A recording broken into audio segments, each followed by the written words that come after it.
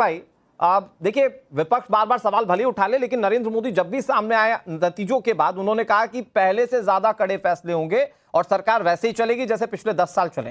तो यह चिंता हो सकता है कि विपक्ष के मन में हो कि सरकार चले या ना चले, लेकिन नरेंद्र मोदी एकदम क्लियर है। अभी देखिए, ऐसा है ना कि सेंट्रल हॉल में क्या कहा गया, इसका जिक्र किया बीजेपी के प्रवक्ता ने। बड़ा इंपॉर्टेंट है इस बात की कि किसने कब क्या कहा। तो आतंकवादी कहा था चंद्रबाबू नायडू ने मोदी साहब को, का भी जिक्र कर देता हूं। और नीतीश साहब ने कहा था मर जाना पसंद करूंगा, बीजेपी में नहीं जाऊंगा। तो याद रखिए इन चीजों को, बता रहा हूं कि ऐसे नहीं। तो आरजेडी ने भी तो कांग्रेस पार्टी को खत्म करने की कसम खाई थी। मीसा कानून जब लगा था तो आरजेडी ने भी कसम खाई थी।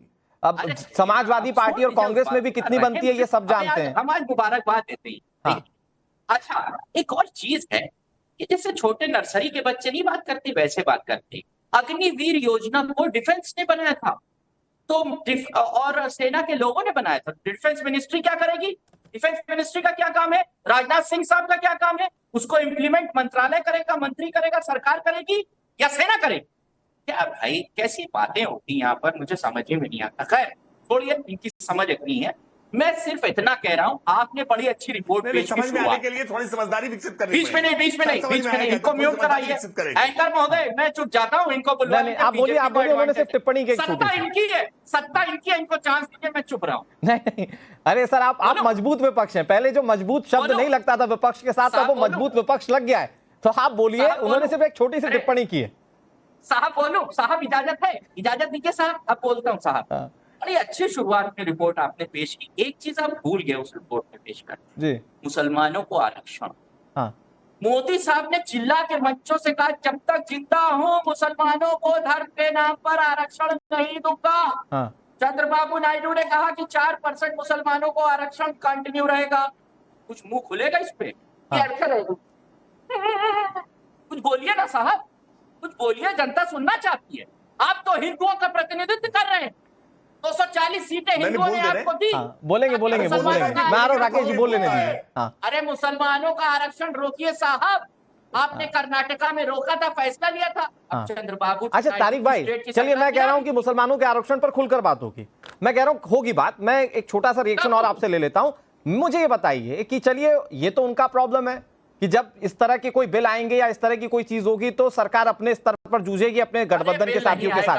आप लोगों ने जो दावा किया था कि सरकार नहीं बनेगी, आप लोग जो कह रहे थे कि नीतीश बाबू हमारे खेमे में, हम इनको ले आएंगे उनको ले आएंगे, सरकार बना लेंगे, 295 राहुल गांधी कह रहे थे चुनाव से एक दिन पहले, तो वो तो कम से कम अब दावे आपके धराशायी हो गए ना मोदी सरकार के शपथ ग्रहण के साथ। हम लोग हार गए, हम लोग तो मान ही रहे कि हम लोगों को जनता ने हरा दिया, बीजेपी को जिता दिया। अच्छा, बीजेपी को सीटें कितनी थी? 543 में ये 800 सीटें बीजेपी को दी। इतना भारी मोदी जी को मैंडेट दे दिया है, ये ओवरवेलमिंग है। कुछ सीटें तो ये नेपाल, चाइना, बांग्लादेश, बर्मा, यहाँ पे लड़े थे, जीत गए। मुबारकबाद इनको। नहीं, आपके साथ जो कांग्रेस पार्टी बैठी है ना सर, वो 327 सीटों पर लड़ी, 99 जीत पाई। तो क्या इसमें क्यों वो रेशियो क्यों निकाल रहे हैं जीत का? फिर बताता हूं मैं। भारतीय जनसंघ 51 में बनी और उसके बाद 5 चुनाव में 80 सीट पूरी नहीं कर पाई। पहले चुनाव में 3 सीट, दूसरे चुनाव में 4 सीट, तीसरे चुनाव में 14 सीट, चौथे चुनाव में 22 सीट। सर वो जब बनी तब की ये लड़ाई है ना सर, जो बन चुकी 70 साल देश में रह चुकी उसके ये हाल है। मैं आता हूं आपके पास, ठीक है, लेकिन आज आप लोगों का मुफीद टॉपिक है चर्चा में कि चुनौती क्या है। मैं एक बार बात कर लेता हूं, हमारे साथ राजनीतिक विश्लेषक युवराज जी जुड़े हुए हैं। युवराज जी, ये जितना आसान राकेश जी बता रहे हैं मोदी सरकार का चलना, ये उतना आसान लगता है क्या आपको? और वो मुस्लिम आरक्षण वाला मुद्दा तो छेड़ ही दिया विपक्ष ने कि अगर आप मुस्लिम आरक्षण पर अपना स्टैंड क्लियर करते हैं कि ये एनी हाउ नहीं मिलेगा, तो फिर चंद्रबाबू नायडू को कैसे मनाएंगे? वो कितने वक्त तक आपके साथ रहेंगे?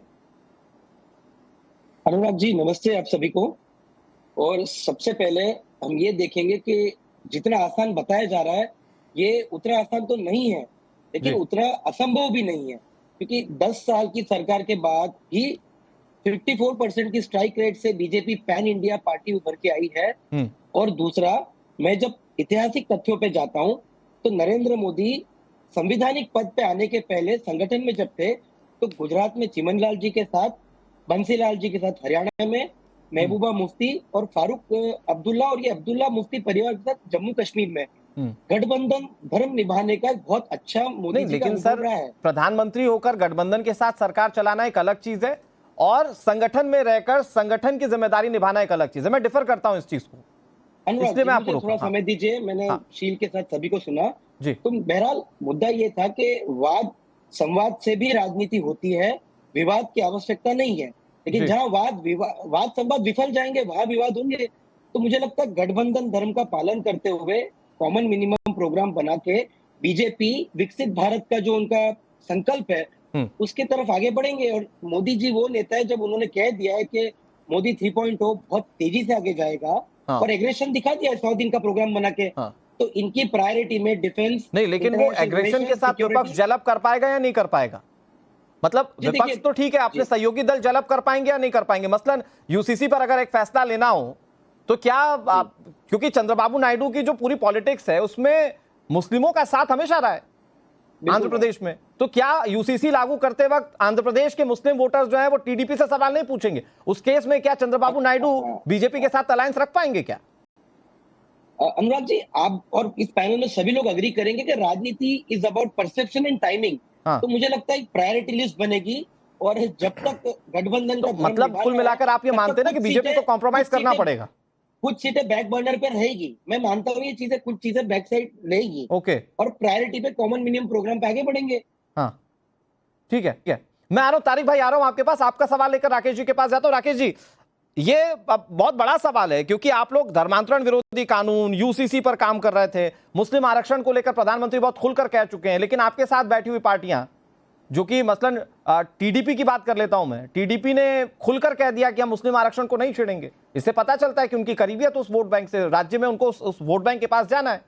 तो जब जनता सवाल पूछेगी टीडीपी से कि भाई साहब केंद्र में बैठी हुई मोदी सरकार तो यूसीसी लाने की बात कर रही है और हम तो इसका विरोध कर रहे हैं, तो आप सत्ता में क्यों हैं?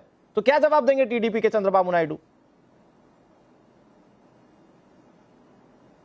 देखिए अनुराग जी, 2014 में जब नरेंद्र मोदी जी की सरकार बनी तो 14 से लेकर के 2019 तक पहले कार्यकाल में अनुच्छेद 370 नहीं हटा, अनुच्छेद 370 और 35 नहीं हटा था। तो क्या इसके आधार पर यह मान लिया गया था कि भारतीय जनता पार्टी मेजॉरिटी की सरकार थी? तो क्या ये मान लिया जाए कि भारतीय जनता पार्टी अपने अनुच्छेद 370 के मसले पर पीछे हट गई थी? नहीं हटी। सबका उपयुक्त समय आता है, कब किस घटना के लिए क्या उपयुक्त समय होगा, किस संदर्भ में क्या नियम बनाने होंगे, ये देश की संसद में मिल बैठ करके तय करेंगे। और निश्चित तौर पर नरेंद्र मोदी सरकार ने जो जनता के बीच में अपना मैनिफेस्टो रखा है, अपना संकल्प पत्र रखा है, हम उससे पीछे हटने वाले नहीं है। मोदी जी ने जो गारंटी दी है उस गारंटी को पूरा करने वाले हैं। नहीं राकेश जी, आप ठीक कह रहे हैं, आर्थिक शक्ति क्योंकि आप सुलझे हुए प्रवक्ता में, इसीलिए आपसे ये समझने की कोशिश कर रहा हूं कि जब टीडीपी कहती है कि हम वन नेशन वन इलेक्शन के खिलाफ हैं और जब मोदी जी कहते हैं कि हम वन नेशन वन इलेक्शन पर बहुत तेजी से काम कर रहे हैं, तो ये डिफर हो जाती हैं दोनों पार्टियां वैचारिक तौर पर। तो जनता ने अगर वन नेशन वन इलेक्शन के मुद्दे पर बीजेपी को चुना और बीजेपी अगर सत्ता में है और उसके अलायंस पार्टनर उसका इस मुद्दे पर साथ ना दे, तो ये तो सरकार के लिए असमंजस की स्थिति है ना। और फिर बार बार विपक्ष कहता है कि ज्यादा दिन चलेगी नहीं सरकार ऐसे। तो देखिए, आज तो अभी मंत्रिमंडल का गठन होने जा रहा है, आज शपथ होने जा रही है। मुझे लगता है किसी प्रकार के असमंजस की स्थिति होती, किसी प्रकार के भ्रम की स्थिति होती तो शायद आज शपथ नहीं हो रही होती। सब मिलकर के एकजुट है, सब एक राय है, एक मत है और सबकी इच्छा है कि सरकार ये 5 वर्ष का कार्यकाल अपना पूरा करे, देश को आगे ले जाने के जो एजेंडे हैं उसको लेकर के चले। और आज प्रधानमंत्री